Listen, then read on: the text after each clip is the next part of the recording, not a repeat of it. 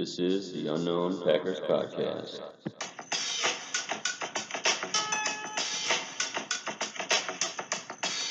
Army with harmony.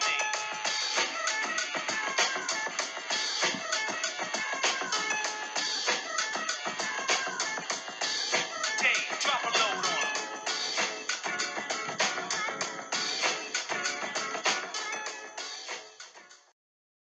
This is the Unknown Packers Podcast. I'm Brice Christensen. Jeremiah Wayman. Welcome to the 9th episode. It is crazy that we have 9 hours of this stuff.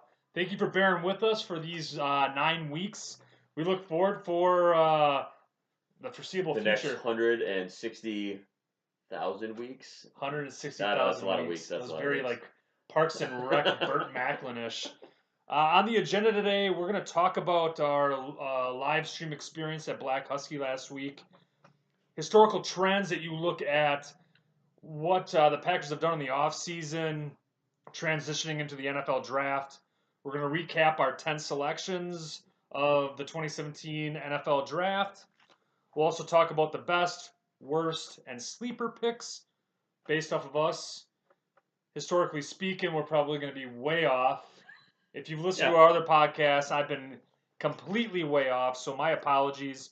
We're going to focus on the running back situation, wide receiver situation, and then we'll dive into some fan questions. But welcome, Unknown Packers fans. So start off, Jeremiah, what did you think last week, our first live recording, our first live stream at Black Husky? We had a good turnout. I think it was pretty awesome. You know, I think the couple of people that showed up we had that were really, right there. It was very intimate. I think we had some good A little too kind of intimate. feedback. Yeah, a little too intimate. Good. I don't want to say verbal feedback because I think we were trying to keep it going between us. But I think there was a lot of visual feedback, like, oh yeah, like you'd see somebody kind of nod their head, or kind of. So it felt good, kind of getting that interaction as we're talking, like as you get in a live experience like that. And especially good, having Tim there, him jumping in for a little while. Tim Eichinger, a brewer from Black giving Husky his Brewing.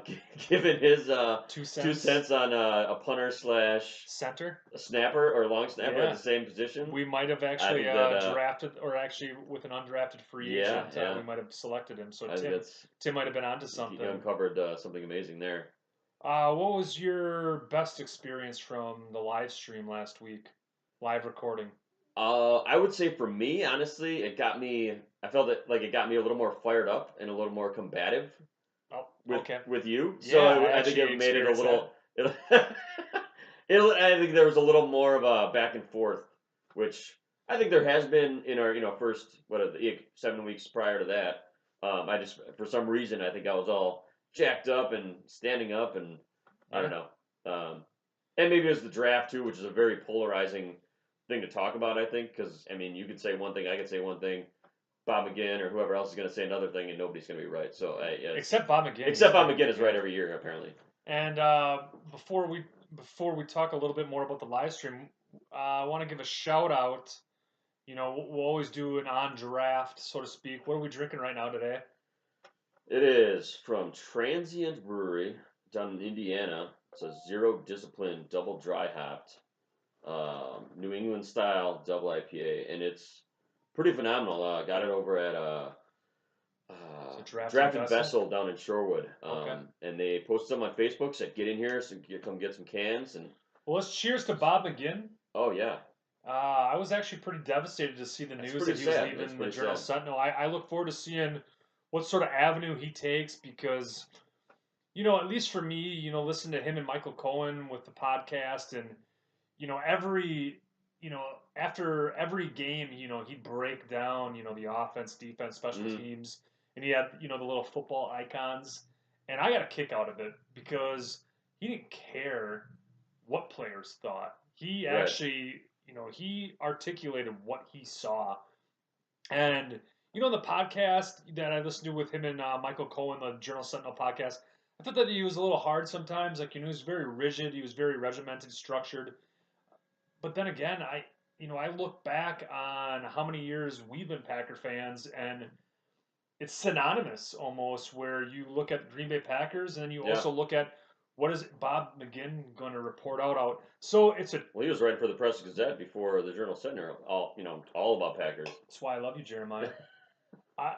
We're going to toast this to Bob McGinn. I think that whatever he does, I doubt that he listens to our podcast. We've got, only 9 episodes. But if he does, Bob McGinn, we love you. We hope that every listener that listens to us loves you as well. And we wish you the best moving forward. And you're also welcome anytime as a guest on our podcast if you listen to this and feel like that is brilliant. Chiming in at some point brilliant. in time. We should get Bob McGinn. So we'll get Donnie Barclay. And then we'll get Bob McGinn. Perfect. Talking about polarizing. Cool. Yeah. So yeah, with the live stream. What'd you think about it? I definitely noticed a little edge to you. I definitely noticed there was a little bit of this red-breasted robin coming out, which I liked. If you guys have been following us with, the NFL draft, the 3-part series, Jeremiah has always been focusing on the cornerbacks in the secondary, and he hit a home run on that. And I always focused on the edge and outside linebacker, which I feel is still a major deficiency going into the 2017-2018 NFL season. So for me, I was nervous. You kept on seeing these people that you knew. Yeah. That are like, oh, what are the Unknown Packers podcast going to do? And I feel like when we started talking about that we were going to do a podcast, I feel like a lot of people were just like, oh, okay, have fun with this podcast. This will be done 2 weeks later. Yeah, and we take it really. We don't take ourselves seriously, but we take the podcast seriously, and we love talking about the Green Bay Packers. And the main reason why we do this is because, I'm going to speak on behalf of you too. We're sick and tired of, tuning into sports radio, and they're talking about, hey, do you like Nickelback? And do you like, do you think about death 24/7? That's what I listened to this morning. I want to listen to Wisconsin sports radio, and so, listen to a lot of podcasts, getting a feel to how they structure podcasts.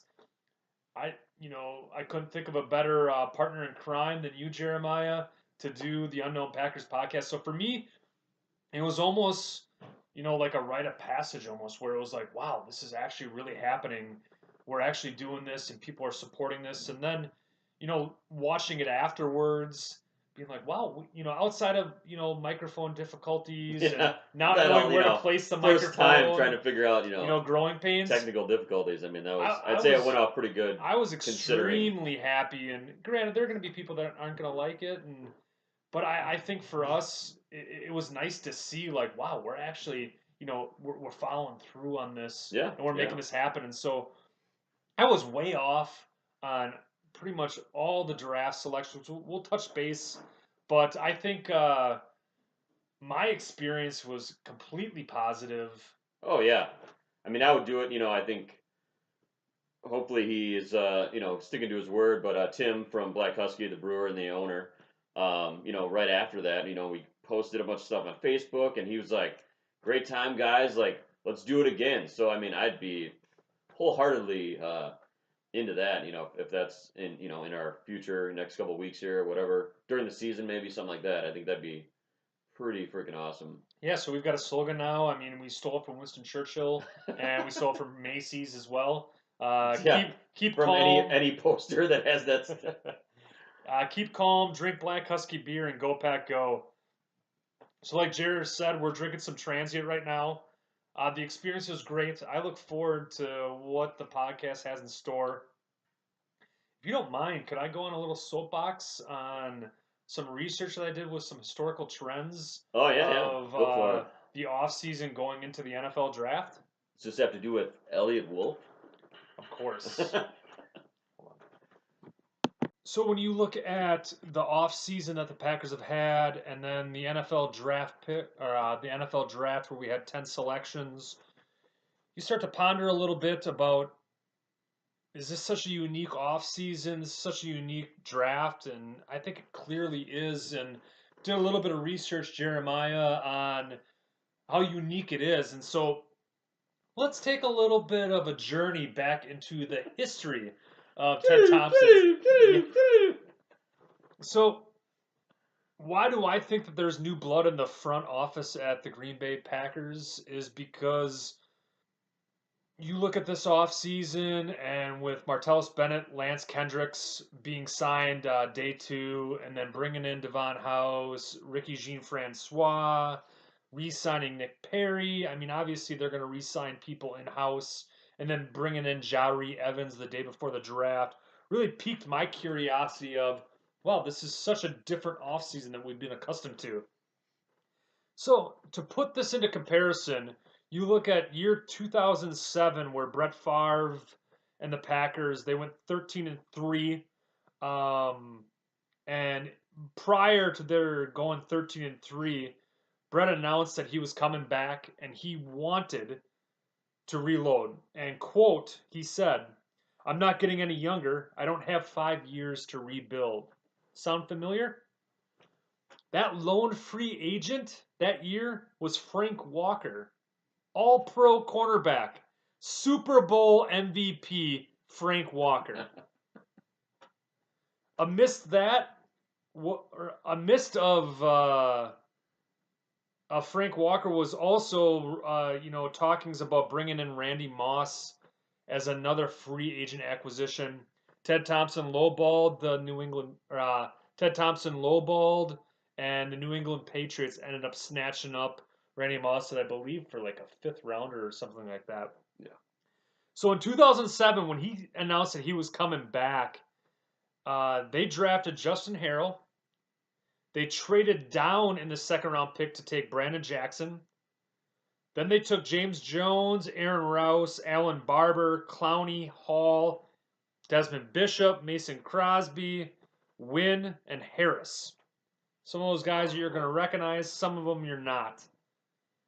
So when you have a franchise Hall of Fame quarterback like Brett Favre, and you are Ted Thompson in your 2nd or 3rd year as GM, and you're not giving that Hall of Fame quarterback all that he can have to get a Super Bowl, and this is what you select, and this is what you bring into free agency, makes you wonder when Aaron Rodgers talked about, hey, we need to reload, we don't need to rebuild, and then boom. Mm-hmm. He gets it. All It's these. like Merry Christmas all of a sudden, yeah. And granted, like, he's not, I mean, I thought Martellus Bennett was definitely a cream of the crop signing. I think he was the best free agent tight end signing, and he could arguably be the top tight end in the NFL going into next year.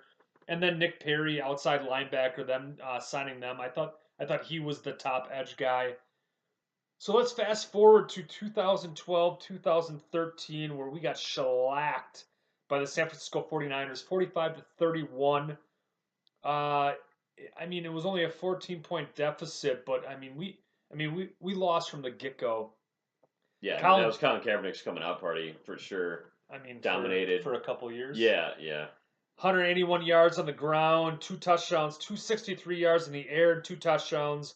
The Niners accumulated 579 yards of total offense. What did they do after that season? Everyone was calling for Dom Capers' head. Everyone was calling for McCarthy. They released Charles Woodson, and then they rely on Gerard McMillan and MD Jennings as their replacements. They gave contract extensions to Aaron Rodgers and Clay Matthews. And then going into the 2013 draft, they took Dayton Jones in the 1st round, who wasn't a 1st-round draft pick, who was a day 2, day 3 guy. Eddie Lacy, Franklin, because they needed a running back. And then they took Micah Hyde in the 5th, who ended up being great for them. So why am I rambling on about this? Well, then you go to this year's NFC Championship in the 2017 season, and we got shellacked again, 44-21 to the Atlanta Falcons. Right after that loss, Aaron Rodgers says, we need to reload, not rebuild. And then what happens? So you look at 2007 with Brett Favre, you look at 2012, and then you look at now. Why did Ted Thompson change his tune? Why did he all of a sudden acquire Bennett and Kendricks, which he's never done, ever, day 2 of free agency? And you can even argue that's day 1 of free agency because they had things locked up when they broke down talks with Jared Cook the night before. Bringing in house Francois Jari, when historically you look at the past 4 or 5 years, Ted Thompson has always had gaping hatchet wound holes Going into the draft. going to the draft. Yeah. Not this year. Nope. Why? So going back to a report, January 1st of 2017, CBS Sports, they talk about Ted Thompson taking a senior scouting advisory role. His contract ends next year right after the draft, so does McCarthy's. So that begs me to question, is Eliot Wolf really running the show? Yeah. And I know you're thinking about it, Jeremiah. I am thinking about it. I mean, yeah. So it's not just since, a theory. Since our week 1, I think was it week 1 or week 2? I can't remember. It was week 1, baby. Week 1, you brought this up as your theory, and even then it was growing on me a little bit. I wasn't like, oh man, this is just ridiculous. But especially when you kind of go back through the 2007, 2012, this off season comparatively to those 2 off seasons, there are a lot. You do have a lot of evidence to back up your crackpot theory there. It's not crackpot. It's not crackpot. But there's evidence there. I take night classes for could forensics, by the way. I'm a CSI major. Can it be, proved at some point? I don't know about that. But there's evidence there that this offseason there's a different feel to it. There's more urgency to it. The draft even seemed a little different, smarter, taking players to play where they're meant to play, not drafting baseball players and basketball players and rugby players and Randall and Rollins, yeah. So yeah, from that standpoint, you might be onto something, my friend.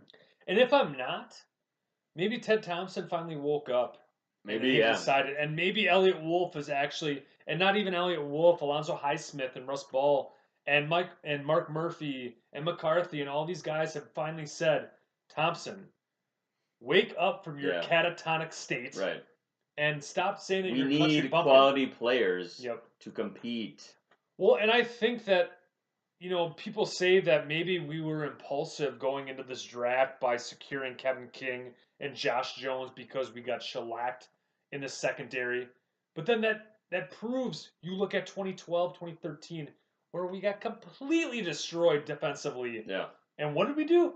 We took Dayton Jones, and then we converted him. And then we took Eddie Lacy, and then Jonathan Franklin. If we were so concerned about the defense, why didn't we invest 3-4 picks into the defense, which we did this year? So that being said, with historical trends, we go into the recap of the draft. The Packers had the 29th pick. We did a Twitter video, which I think was pretty outstanding. It was phenomenal. From the tracks. And, last week we did a live stream of Black Husky, which was a wonderful experience. And, that being said, we traded out of the 29th pick to get the 33rd pick, the first pick of the second round, and the first pick of the fourth round, which we haven't had in recent memory in a long time, which is exciting to start. You can go to bed, and then you can wake up knowing that you had that pick. And I know that Ted Thompson and the brass definitely dangled. They talked about Brett Hundley being traded. I know there's a bunch of rumors. So going through the draft, you look at the second round draft picks, the 33rd and the 61st pick. Kevin King out of Washington, Josh Jones out of NC State. Give me your quick thoughts on those 2 picks real quickly. Love both of them. I think immediately Kevin King comes in, competes, pushes Randall and Rollins for their spots. Whether or not he takes them or not, I think it just, it makes them better by competition. Jones, I think, is an immediate Micah Hyde type of player, fills that spot, covers tight ends, can be at the line, rush the passer, hits guy. I mean, just a mean guy. Like, I think both those picks, and not to toot my own horn, but kind of went off my just need for secondary. I'll give you knuckles on that. I'll give you knuckles on that. Need for secondary. Brilliant. So, first 2 picks, they go secondary. Absolutely. I can say I'm pretty proud of that. Let's give props for Jeremiah, definitely focusing on cornerbacks, and I ribbed him a few times on the cornerback. I thought that outside edge linebacker was a more pressing need, and you'll look at least for me, I'll focus on that going into training camp and going into this upcoming season is, can you replace those 1,100 sacks, snaps of Dayton Jones and Julius Peppers? Moving into round 3, we just had one third-round selection. Montravius Adams, D tackle out of Auburn. What are your thoughts on that, real quick? I think he's my kind of unknown, not unknown, but I think there's different views on him. I think there's a lot of people that are like, well, good value, great hands, good speed, and then there's the others where it's like, oh, he's compared to Justin Harrell and Kyrie Thornton. So I don't know. It's like one of the, you take the good with the bad. He could end up to be a Justin Harrell. He could end up to be BJ Raji, Mike Daniels, Kenny Clark if he kind of has another good season. So I think I compare him to Mike Daniels because where we selected him. I think Mike Daniels was third, fourth round, yeah. from Iowa, from yeah. Iowa. Yep. So Montravius, I mean, keep in mind that he's 21 years old. They say that he has a motor when he wants to. So he's another guy that I think will develop. Keep in mind, not every rookie makes a splash. Right. So, Immediately. Right. Immediately. So, granted, Kevin King, Jones, they're exciting. We're going to talk about another guy coming up that's also exciting in addition. But what we're focusing on is that 2016, 2015 draft picks. So the Demarius Randall, the Quentin Rollins, Kyril Fackrell, those type of picks, Kenny Clark, those type of picks that you're looking at to see them make that year 1, year 2 jump, year 2 to year 3 jump. Well, and along with just say something about Travis Adams. I think his work ethic kind of was questioned early on in his career, but he has year to year he's gotten better. He's improved. So that's a good thing to see. It's growth. It's not him regressing or his senior year, junior year. Well, I'm going to go to the draft, so I'm just going to be a lackluster piece of junk. He was all SEC on the defensive line. I think Will Muschamp had a huge influence on getting the best out of him. So hopefully Dom can kind of continue that growth. And he's a young guy, so he's got nowhere to go but up. Yep. So moving to the 4th round, this is the selection that we got by trading back 4 spots. Vince Beagle on Wisconsin, go Badgers. And then you also have the 4th round, Jamal Williams. So I think in the 4th round, that might have been our most kind of underrated, clearly hit home round. runs. And then again, I mean, whoever is running the general manager position, you look at that 4th round. I think that they hit a home run with Vince Beagle and Jamal Williams.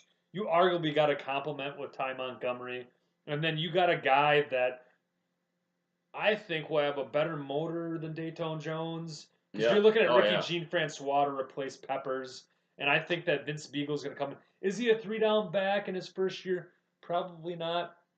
But you look at the lineage, very similar to Clay Matthews. He had the same combine numbers outside of a 0.01 second here and there. 0.02 seconds on the shuttle, 3-cone shuttle or something like that. His grandfather played collegiate ball. He's gonna wear number 45. BYU guy. Yep. And why is he wearing number 45? Because his dad was 45 at BYU. That's why I love you, Jeremiah.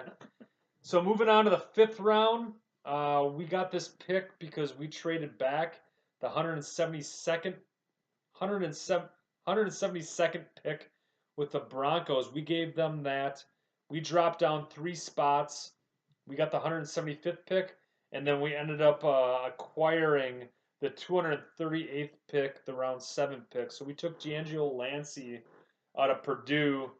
Thoughts out of that? He's an exciting guy. I think we had him in for a visit. I think early on in the draft process, I saw him rated 6th, 7th, maybe even undrafted.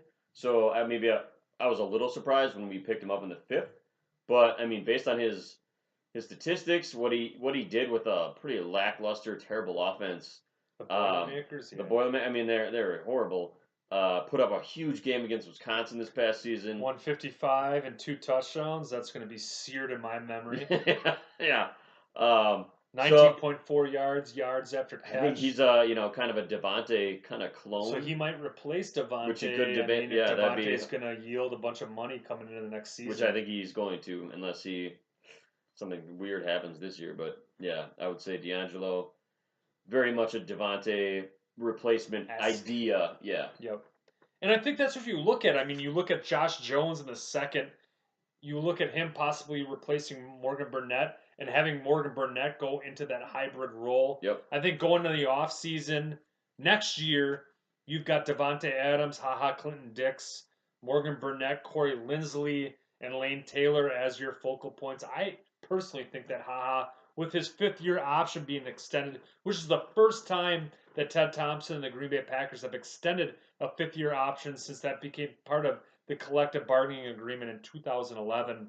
So I look at and Morgan Burnett being that focal point where that salary cap is going to go moving into next year. And obviously, with the rate that quarterbacks are getting paid, I think Aaron Rodgers deserves It's a raise. Yeah. Blake Bortles is making more money than Aaron Rodgers. It's just incredible. So moving on to the 5th round, 182nd pick, you got Aaron Jones out of UTEP. You really like him. We tweeted about him a little bit too. He's got some speed. He's got some tie in him. Pass catcher. Definitely more of a spread offense guy, but I mean, good screen guy, good we call wheel route guy. I think those, he could be a fun player. I think he's very Ty Montgomery-esque, like that style of running back. Not gonna say he's gonna line up at wide receiver, but I think just very versatile third down. I think your typical what you would call third down back in the NFL. James White. I think we could talk about him, but that kind of player. So I think it's exciting. I think he'll end up being. I think it'll end up being him 3, Jamal Williams 2, and then Ty is our 1, and especially with the and not even to label it as 1, 1, 2, 3. I think they could be interchangeable depending on the flow of the game. You don't need a workhorse. You don't no. Not today's NFL. Not in today's NFL. And that's what I was. We talked about Eddie Lacy being re-signed. When we talked about who are we going to resign when it comes to free agents. For me, I'm excited because you don't have that guy where I feel that McCarthy is compelled to give obsessive 15, 20, 25 carries with Eddie Lacy. I feel that now Aaron Rodgers runs that offense. You've got I think Ty Montgomery, if you can keep, you can't control that sickle cell anemia or the injury, but man, that Chicago game where he weaved in and out. Granted, it was Chicago. I just looked at it. I was like, wow. Squirts through there somehow like he's, I don't know, somebody put a bunch of Vaseline all over his jersey and just slides right. That's a bird there. So Aaron Jones, we're excited about round 6. I think this is an unsung hero, Kofi Amici, out of South Florida. South Florida. Center/guard. So I think that he could possibly be the replacement for Corey Linsley if Kyle Murphy or Lucas Patrick don't work out at right guard, because you're looking at left guard as Jari Evans coming in. Jari Evans signed a 1-year contract for about $2.5 million. 2.2. Yeah. But we're only owing him $200,000. $200,000 if we cut him. Absolutely. Yep. So I think that he comes in. It reminds me a lot of the moves that Ron Wolf made in the 90s, where he brought in offensive linemen to secure that. So I like the fact that we're not relying on a 6th-round draft pick, Kyle Murphy, to replace a Pro Bowl guard like TJ Lang. So again, Ted Thompson? Or Eliot. Maybe. No, I do. I just like to reiterate that. Yeah, I think that pick by itself, if we hadn't signed Jari Evans, maybe it would have been, maybe we should have done that earlier. But because of the Jari Evans signing, I think taking a guard center in the 6th round that you can sit and learn, have develop a little bit this year, and then next year Jari probably won't be around. Jari's a 1-year Scott. Yeah, exactly. So I think that those two things together make that pick a pretty solid pick. I'll give you Nux on that. I think that's a beautiful assessment. Going into round 7, the exciting round 7, obviously, we got Derek Mays out of Utah State. Is it Derek? Should probably figured that out, but I have D Mays down for Utah State, 238th pick. We got that out of from the Broncos trade when again, another smart move. You drop back 3-4 slots, and then you pick up another 7th. The 247th pick, we took Malachi Dupree out of LSU, wide receiver. So, are they filling holes for this year? Devontae Mays.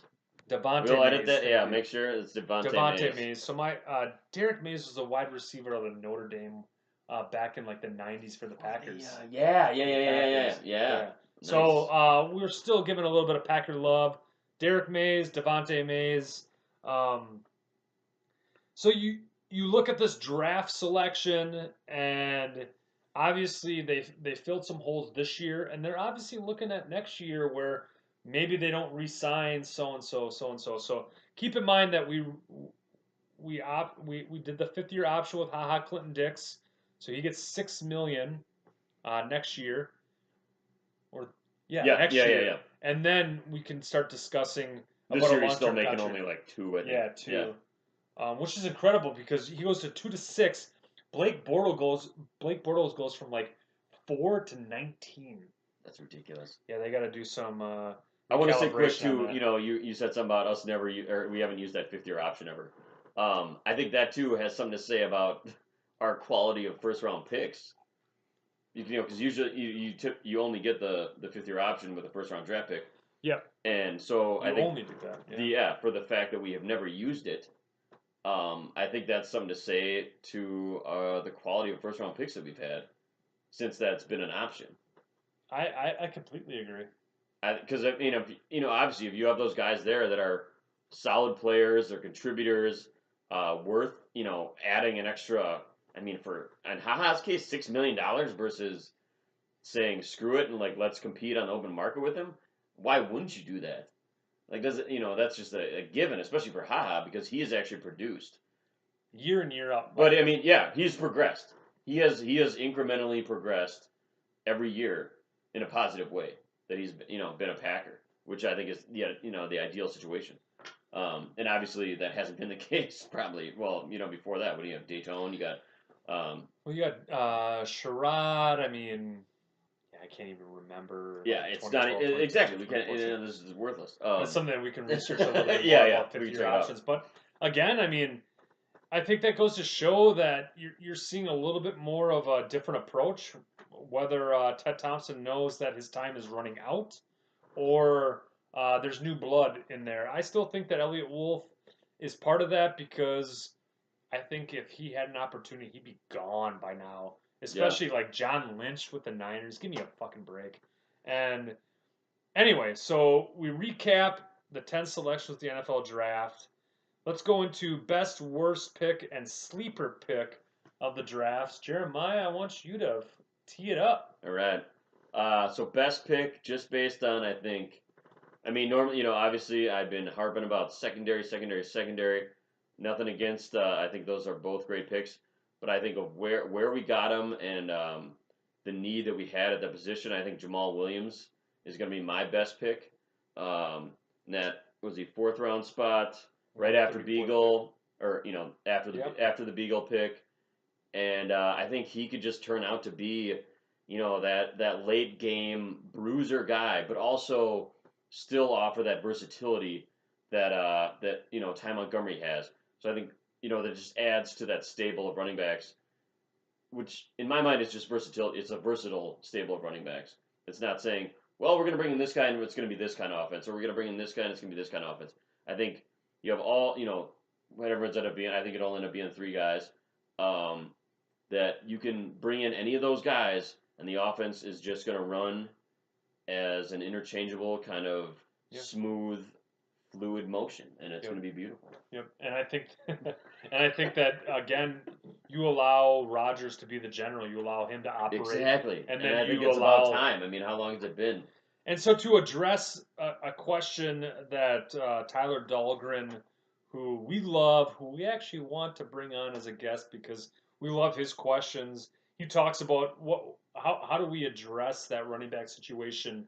And I look at Jamal Williams, I look at Ty Montgomery, I look at Aaron Jones, Devontae Mays, and again, do we align it with what New England's doing with LeGarrette Blount and James White?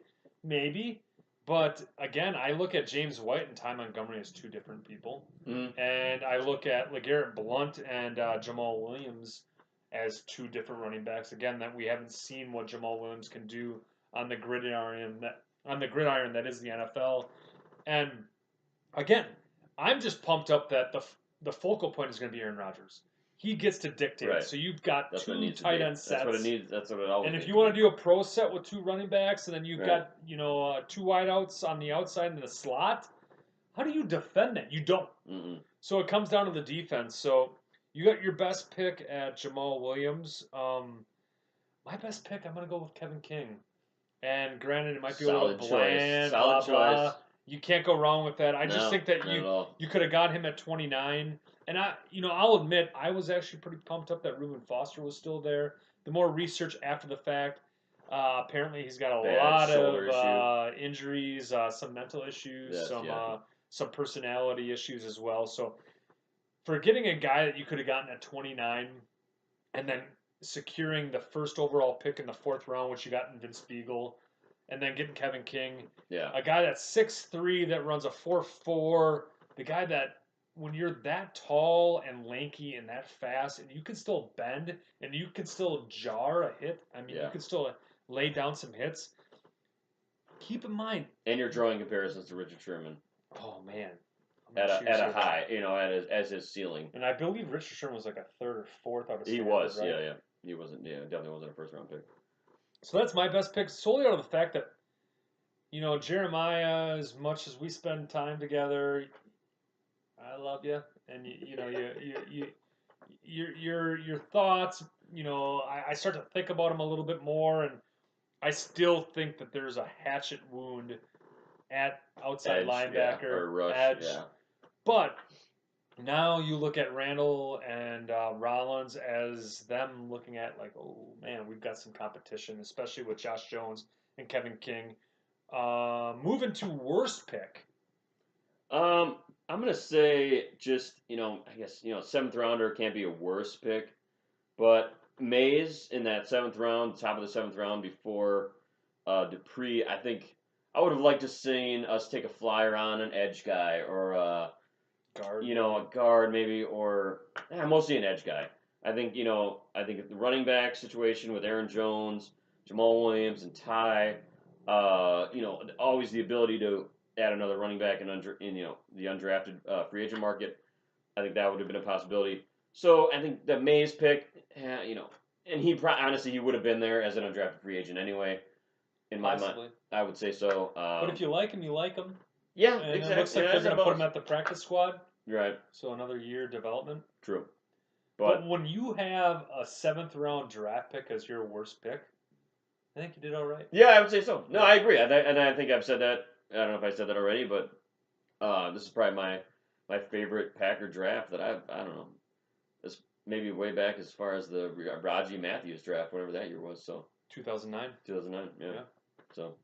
My worst pick, I'm going to actually go with Montrevious Adams. And, I feel bad because you want to congratulate him. He was actually a father the same day that he got drafted. That's he was in a hospital. That is awesome. So we got Jeremiah expecting a kid in the fall. He's man. going to be the future quarterback for the Green Bay Packers. He's going to be like a Doug also Flutie. he's going to be 5'9". 5'8", 9". He's going to be beautiful. Knows how to dance and wants to move. So we'll cheers Jeremiah. We'll cheers Montrevious Adams. For me, I look at D tackles that we've drafted outside of like the first round where Kenny Clark and Raji, but you look at Justin Harrell and Kyrie Thornton, and if you go to Mock Draftable, which we got that from Railbird Central's podcast, which is Cheesehead TV, Brian Caravu, who hosts that. I love the podcast. He talks about the Mock Draftable, which is the site, and which is eerie because Montrevious Adams is compared to Kyrie Thornton and Justin Harrell, so it makes me think that Ted Thompson has a type, body type. Well, same with the running backs. I mean, we talked about it in a couple other earlier episodes of our podcast, but yeah. For me, I just looked at a more pressing need at edge. So maybe they're going to move around some guys and do some more hybrid picks. Again, it's nitpicking. I'm picking a worse pick at the 3rd round. So sleeper pick, buddy. What do you got? Sleeper pick. Malachi Dupree, man. Another 7th rounder. I just think based on his talent level and the lack of talent he had at quarterback at LSU, and just the offense in general, minus Leonard Fournette, while he was there, I think he could really he could impress especially with Aaron Rodgers. with Aaron Rodgers. I mean, you got Aaron Rodgers throwing you, Aaron Rodgers will make you a good receiver. And he's got speed. Yeah, he's And got he speed. He's got Burned first round. I think his route running I think needs some tweaking, some refining, I guess. But other than that, I mean, that could be And he burned first round talents. Tease Tabor, yeah. Quincy Wilson. Oh yeah, SEC man, yeah. I mean, played against all those guys. Marlon Humphrey probably. I mean, I don't know if he had a good game against them necessarily, but again, yeah, there's mine. Seventh Poor rounder. quarterback play. Yeah, poor quarterback play. My sleeper pick, I'm gonna go a little wild card. I think Josh Jones is gonna be my sleeper pick with the second round. I definitely switched it up. And the reason being is that I didn't expect us to take a safety in the second round. And now that we've had a few beers and the more I've contemplated a little bit, I look at Josh Jones coming in and completely surprising some people. A guy that is 221, 6'1", runs a 4.4. When you're hits you like a linebacker. 221 pounds. I mean, he hits you like a 4'4", linebacker. And the guy, you can teach an aggressive person to hone it, to tame it. You can't teach a wet noodle to be more aggressive. Yep. And so with him, I look at this guy as bringing the pain. And so my sleeper pick, not saying that 2-3 years down the road, my sleeper pick is that I think that he comes in and he makes an immediate impact. I think Kevin King is going to take some time. Yeah. But I look at Morgan Burnett doing more of that linebacker safety hybrid, and I look at Josh Jones being that more safety guy that is going to make people pay. And so, granted, we did a little, I guess you could say, practice run when we had some computer glitches, and I didn't pick Josh Jones. But the more I thought about it, my sleeper pick, I mean, any of these guys, I think that they can contribute, but Josh Jones was a guy that I didn't think that we were going to draft a safety that high. And no, me neither. I mean, I think if we did, I thought it was going to be. I thought, no, actually, I think if we took a safety, it would have been the third, fourth round, and it would have been a guy like even Eddie still, Jackson third or something round. like that. You know, like Well, you love those I loved Bama it. boys. Yeah, I did. But no, I think that was a great pick, and I'm actually really excited about. You see that seeing limited what he highlight, and Yeah. I mean, those pipes, and he brings some pain. So obviously they're going to have to rein in that aggressiveness. So I definitely think there's going to be some plays where he overextends, but he's a guy that I think is going to be a sleeper. There are other sleeper picks, but we'll talk about. So we've got running back situation, wide receiver situation. We got some fan questions that we'll embed in. We've got about 10 minutes left that we want to wrap up. Running back situation, we let go Don Jackson, Kristen Michael after we selected Jamal Williams. I'm gonna shed a tear quick over those two guys. I mean, I'm done. Let's pour some. Let's pour some for some more homies. So Jamal Williams, Aaron Jones, and Devontae Mays. Before you go, I think it was clever that you signed Michael, you signed Jackson before the draft. Yeah, just in case. And if Right. there's a run, then you're able to go. Right. I still thought it was weird that we signed those guys and we drafted 3 guys. And then once we released them, it was like, Gone. Yep. Interesting. And so, Right. again, that there's something different Yeah, brewing it. yeah, There's yeah. some hocus pocus going on Yeah. in this big Witcher cellar. There is still well, no, I mean I don't know if that does feel more like Ron Wolf actually. Not Eliot Wolf, Ron Wolf, whatever. But to the fact that even of drafting, we took 3 running backs. Or didn't need to take 3 running backs necessarily. But it was, those guys were there. It was a matter of value, I think, more than need at that point. And it was like, okay, these guys are on our board at said time. We're taking them because that's better than, said guy that maybe there was an edge guy there, but maybe wasn't valued as high. So I think, that's a good sign to me is, I think we even talked about it before the draft started, that ideally you'd want to be drafting every pick for value rather than need, because then that's all you're worrying about. You're taking the best player available. You're not worrying about, well, I got to plug hole, A, B, C, D, whatever. You're worrying about drafting. This is the best guy that's on the board. And that's what you do when you sign. You don't have to go out and make big splashes here and there, but you have to sign bodies to replace, especially, you had this, departure of Mhm. all these different players. And I think the cool thing, first two picks, Kevin King and Josh Jones. Obviously, those were, especially Kevin King. It's what it sounds like. He was one of the top guys on our board, and we got to draft him with trading back. Josh Jones seems like he would have been a top guy on our board. Got to draft him without really having to do. I mean, that was our second round pick. And so yeah, some of those that's a nice thing to see is that we're getting these guys with value. We're not overstretching our reach maybe like we have in the past years with Dayton Jones or Derek go. Shiraz, and I mean we could go on and on. I could spend a whole night. I mean, we're talking about running backs, and so to address a fan question, we've got a big supporter, Tyler Dahlgren. He talks about with those drafted running backs with no Lacy, with the large and athletic tight ends that they pick up, and with a converted wide receiver as the theoretical starter at running back, it would seem the run game should and would be less of a necessity, or at least a focus. Obviously, a run game still needs to exist to relieve pressure, but with new and makeshift running backs, it makes less of a leg and more of a crutch to stand on. Wonderful analogy. That being said, do they throw new backs into and use Ty as more of a scat back or a utility player, moving him around as needed to create defensive mismatches similar to James White of the Patriots? Okay, one thing off that. I don't want to get anybody too obsessed about James White analogies, because until Deion Lewis got injured, James White was kind of an afterthought. Wow. And then James White just blew up in the Super Bowl. Should have been the MVP. Didn't get the MVP because Tom Brady's Tom Brady, whatever. But He was the MVP. He was the MVP for sure. I agree. Oh, James White was the MVP in my mind. With that said, though, I think the whole idea of what the Packers have done in the backfield, is created versatility. So I don't, want to say, well, Ty's going to be James White and Jamal Williams is going to be LeGarrette Blount.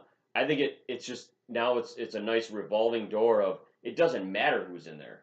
I think any one of those guys could be in there and we could have a very interesting, confusing, what's coming at you kind of offense from a defensive perspective.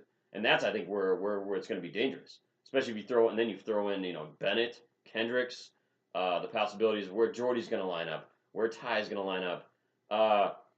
Aaron Jones has he's a great receiver out of the backfield. Even Jamal Williams actually, as much as the highlights I saw were him just bowling over guys, I saw some beautiful just like over the kind of what do you call basket catches over the shoulder, not even looking at it. So I think all these guys have these capabilities where it's just going to be this versatile kind of fluid motion of offense where it's going to be scary for anybody else playing us, man. It's going to be awesome. I mean, to answer his question, I don't think that. Actually, I think that they'll probably take a similar approach to like a James White, but then again, they also had LeGarrette Blount that ended up getting injured and got phased out towards the end of the playoffs. Well, he's gone now. I mean, they obviously don't care that much about him. Yep. And I mean, I think he led the league last year in touchdowns. Yeah, like 12 or something like that.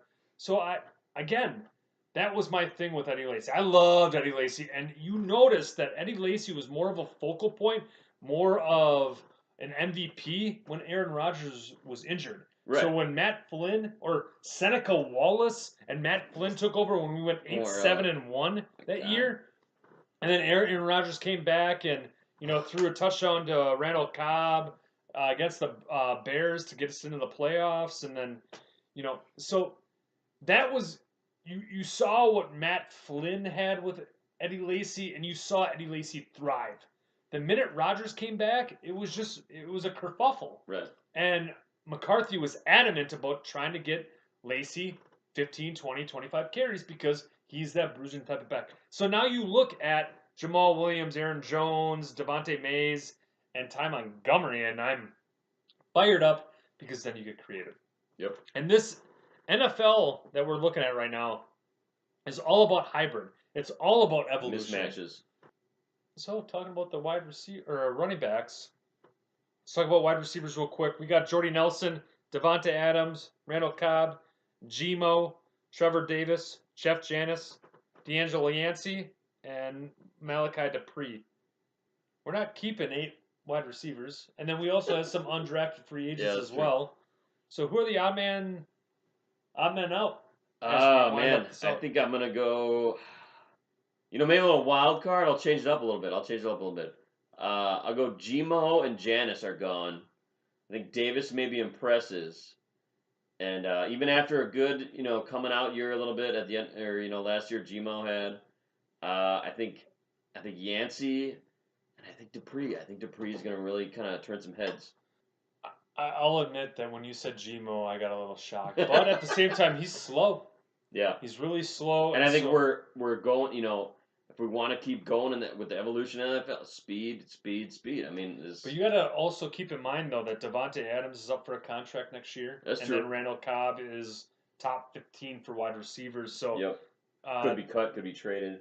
I look at. I would love to see Jordy more in the slot. I think he's a mismatch, and then you pair up the tight ends with Kendricks and Bennett, and Rodgers completely just dissects that. Yeah.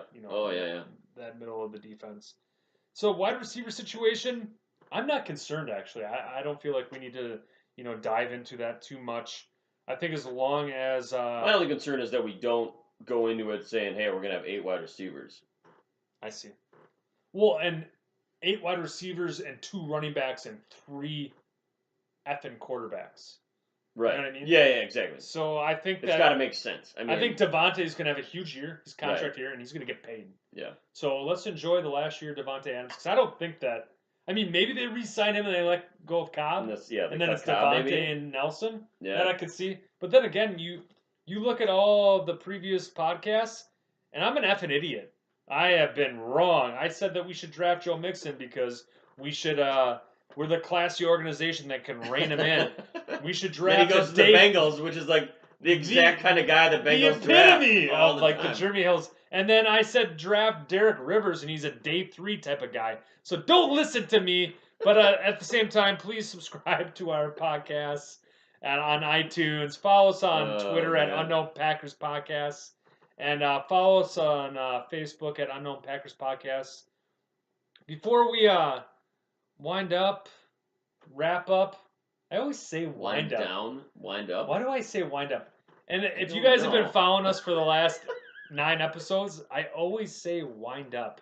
So I think you're just maybe getting excited. We're winding down, but you're already winding up for next week. I'm fired up. So we talked about our experience at Black Husky, which was a wonderful fucking experience. To see friends and family, to see people online checking us out on YouTube. Yeah, honestly, we had a great turn. I mean, it felt good. Humbling. It was kind of reassuring to be like, "Wow, you guys are actually doing something kind of fun and interesting to not only yourselves but maybe a couple other people out there." So. And the whole purpose of this podcast is to talk about the Green Bay Packers. Like we mentioned about how, we tune into different radio shows and they talk about other things outside of the Packers. And we just want to focus on the Green Bay Packers. And we hope that you enjoy our podcast as much as we enjoy talking about the Green Bay Packers.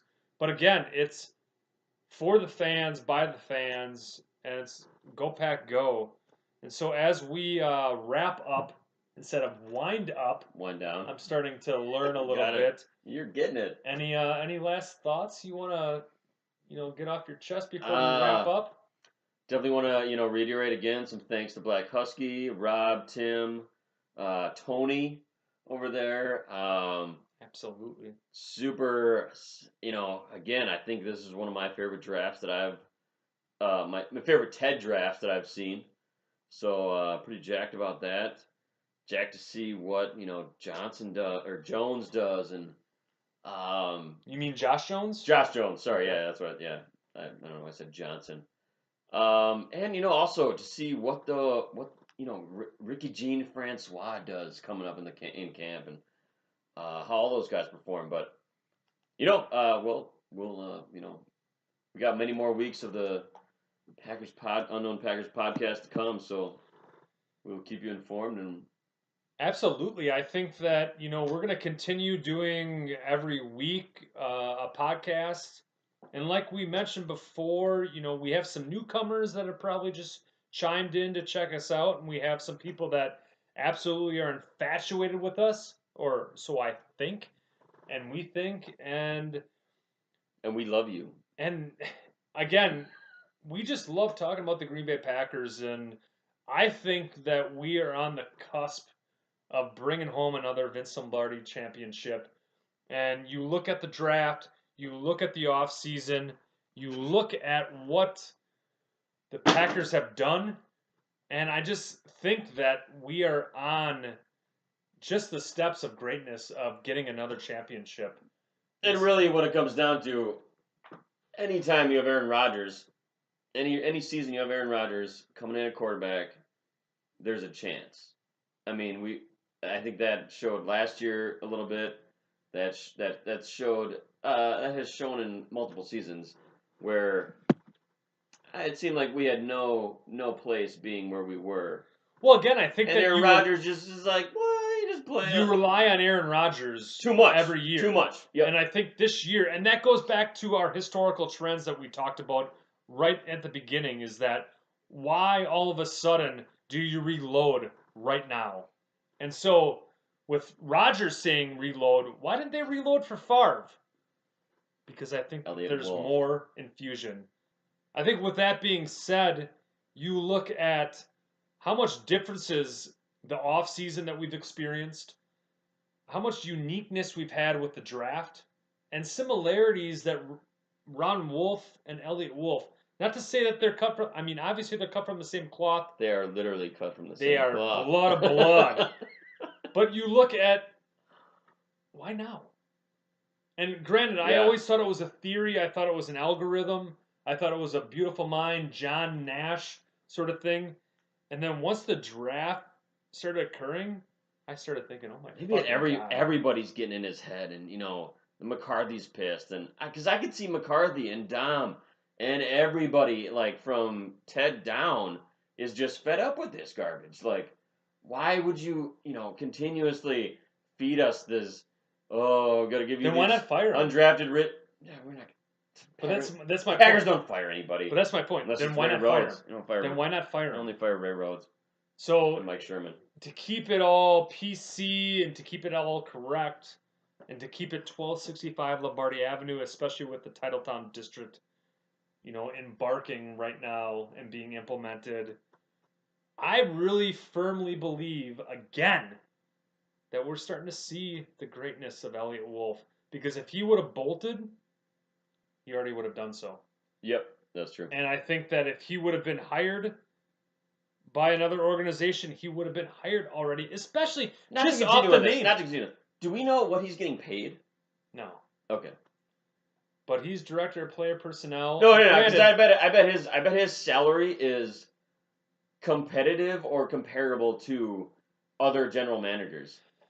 Maybe, or they just said, "Hey, you are the general manager. Stick that with way." us. Yeah, one way or the other. But yeah, I don't see him sticking around just to be like, "Yeah, come on, be our buddy and stick around because you're eventually going to get this job." So, but with that in mind, and I'm sure we'll continue to talk about the Ron Wolf, Eliot Wolf possibilities, with Eliot Wolf possibly being our guy, and we'll see what happens here in the next week. And actually, rookie mini camps start tomorrow. So I think we'll probably know some, a lot about some of these guys that we just talked about. The Duprees and the Jones and some of those sleeper guys we were mentioning and see how they start, how they're performing in their first couple weeks as real NFL players. Yeah, you got rookie camp tomorrow, and again, I think that you look at Eliot Wolf and keep in mind. I mean, I just think that if he would have bolted, he would have been gone by now. So keep in mind, such the unique offseason, such an incredible draft.